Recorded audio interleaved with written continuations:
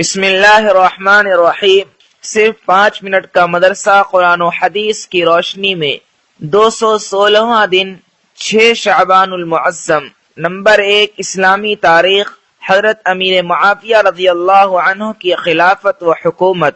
حضرت امیر معاویہ رضی اللہ عنہ سے حضرت حسن رضی اللہ عنہ نے صلح کر کے سن 41 ہجری میں خلافت آپ کے سپرد کر دی اور حضرت حسن رضی اللہ عنہ کے لیے 10 لاکھ درہم سالانہ وظیفہ مقرر کر دیا۔ اس سال کو تاریخ عرب میں عام الجمعہ کا نام دیا گیا ہے۔ جہاد کا سلسلہ اثر نو جاری کرنے کے لیے لشکر کو 2 حصوں میں تقسیم کر دیا۔ ایک حصے سردی کے موسم میں جہاد کرتا اور دوسرا تازہ دم حصہ گرمی کے دنوں میں مصروف جہاد رہتا۔ آپ نے رومیوں سے 16 جنگیں لڑی اور لشکر کو وصیت فرماتے کہ روم کا گلا گھونٹ دو۔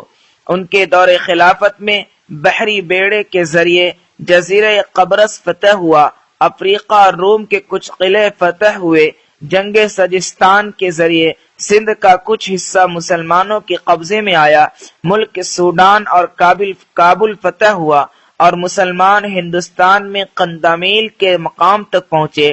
افریقہ میں سوڈان تک اسلامی پرچم لہرا دیا۔ نہر جیحون کو پار کرتے ہوئے بخارا اور سمرقند کو فتح کیا۔ آپ نے قسطنطنیہ پر زبردست لشکر روانہ کیا۔ یہی وہ غزوہ ہے جس میں شرکت کرنے والوں کی مغفرت کی پیشین گوئی اللہ کے رسول صلی اللہ علیہ وسلم نے دی تھی۔ حضرت امیر معاویہ رضی اللہ عنہ نے ایک کامیاب حکمراں کی حیثیت سے بحری فوج تیار کی، مصر و شام کے ساحلی علاقوں میں جہاز سازی کے کارخانے قائم کیے، 1700 جنگی جہاز رومیوں کا مقابلہ کرنے کے لیے تیار کرائے۔ اس کے علاوہ اور بہت سارے کارنامے انجام دیے جو تاریخ کے صفحات میں موجود ہیں۔ نمبر 2، حضور صلی اللہ علیہ وسلم کا معجزہ۔ اس امت کے بارے میں پیشین گوئی۔ رسول اللہ صلی اللہ علیہ وسلم نے فرمایا، تم لوگ ہو بہو ان لوگوں کے طریقوں کی پیروی کرو گے جو تم سے پہلے گزرے ہیں، یہاں تک کہ اگر وہ ایک جنگلی جانور سوسمار کے سوراخ میں گھسے ہوں گے تو تم بھی اس میں گھس جاؤ گے۔ لوگوں نے عرض کیا، یا رسول اللہ، پہلے آدمیوں سے یہود و نصارہ مراد ہیں؟ رسول اللہ صلی اللہ علیہ وسلم نے فرمایا، اور کون؟ خلاصہ، آج ہم لوگ یہود و نصارہ کی کتنی پیروی کر رہے ہیں، یہ کسی کو بتلانے کی ضرورت نہیں، امت کے احوال سے بالکل ظاہر ہے۔ نمبر 3، ایک فرض کے بارے میں۔ اللہ ہی مدد کرنے والے ہیں۔ قرآن میں اللہ تعالیٰ فرماتا ہے، اللہ تعالیٰ ہی زندگی و موت دیتا ہے، اللہ تعالیٰ کے علاوہ کوئی کام بنانے والا اور مدد کرنے والا نہیں ہے۔ خلاصہ، ان باتوں پر ایمان لانا ہر ایک مسلمان کے لیے فرض ہے۔ نمبر 4، ایک سنت کے بارے میں۔ گھر سے نکلتے وقت کی دعا۔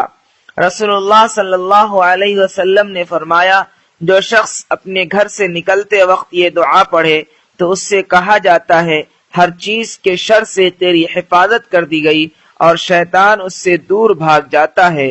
دعا یہ ہے، بسم اللہ توکلت علی اللہ لا حول ولا قوت الا باللہ۔ ترجمہ، میں اللہ کا نام لے کر اور اسی پر بھروسہ کرتے ہوئے گھر سے نکلتا ہوں، نیک کام کرنے کی قوت اور گناہوں سے بچنے کی طاقت اللہ ہی کی طرف سے ہے۔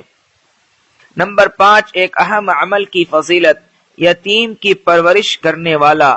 رسول اللہ صلی اللہ علیہ وسلم نے فرمایا، میں اور یتیم کی پرورش کرنے والا جنت میں اس طرح ہوں گے۔ آپ صلی اللہ علیہ وسلم نے اپنی شہادت اور بیچ کی انگلی سے اشارہ کر کے فرمایا، یعنی جس طرح یہ دونوں انگلیاں قریب قریب ہیں اسی طرح میں اور دونوں قریب ہوں گے۔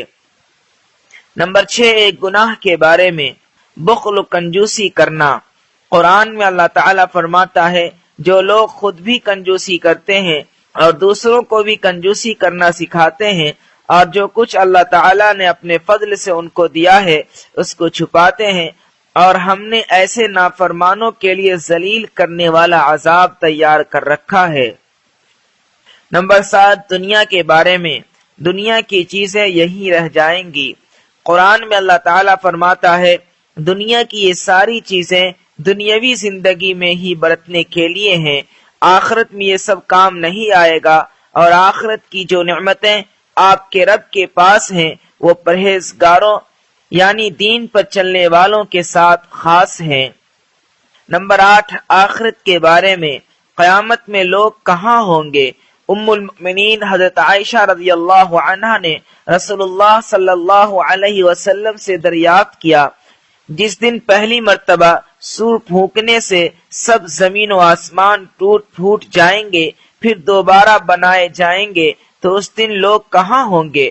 رسول اللہ صلی اللہ علیہ وسلم نے فرمایا پل صراط پر ہوں گے۔ نمبر 9، طب نبوی سے علاج، تلبینہ سے علاج۔ حضرت عائشہ رضی اللہ عنہا بیمار کے لیے تلبینہ تیار کرنے کا حکم دیتی تھی اور فرماتی تھی کہ میں نے رسول اللہ صلی اللہ علیہ وسلم کو فرماتے ہوئے سنا کہ تلبینہ بیمار کے دل کو سکون پہنچاتا ہے اور رنج و غم کو دور کرتا ہے۔ فائدہ، جو کو کوٹ کر دودھ میں پکانے کے بعد مٹھاس کے لیے اس میں شہد ڈالا جاتا ہے جسے تلبینہ کہتے ہیں۔ نمبر 10، نبی صلی اللہ علیہ وسلم کی نصیحت۔